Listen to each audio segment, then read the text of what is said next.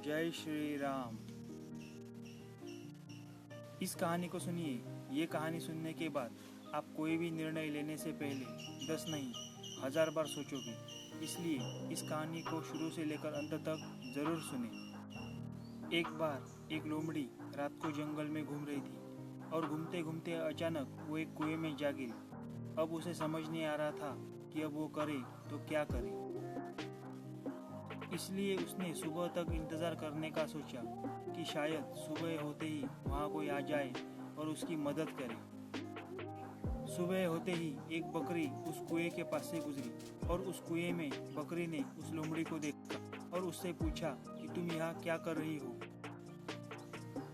लोमड़ी को बकरी की मासूमियत और भोलेपन का पता चल गया और इस बात का फायदा उठाते हुए लोमड़ी बोली, मैं तो यहाँ पानी पीने आई हूँ। यह पानी आज तक का सबसे स्वादिष्ट पानी है।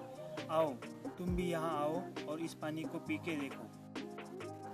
और बकरी ने बिना कुछ सोचे समझे उस लोमड़ी की चिकनी चुपड़ी बातों में आकर सीधा उस कुएं में छलांग लगा दी।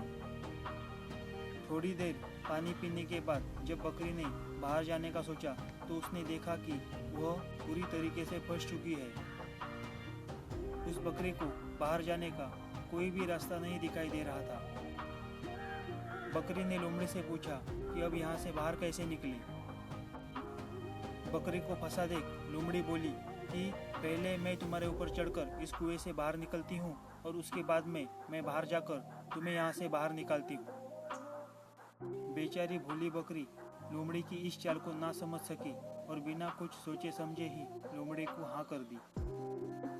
लोमड़ी जैसे ही बाहर निकली तब उसने बकरी से बोला कि अगर तुम इतनी ही समझदार होती तो सबसे पहले तुम इस कुएं में ही ना आती और ऐसे यहाँ ना फंसती। इतना बोलकर लोमड़ी वहाँ से चली गई और बेचारी बकरी वहाँ फंस गई। तो दोस्तों, इस कहानी से हमें ये सीख मिलती है कि हमें कभी भी किसी की भी मीठी बातों पर भरोसा ना करके बिना कुछ सोचे समझे कभी भी हमें निर्णय नहीं लेने चाहिए।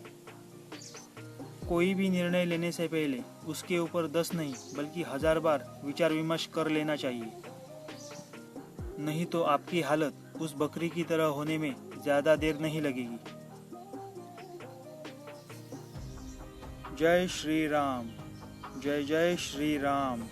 जय श्री राम।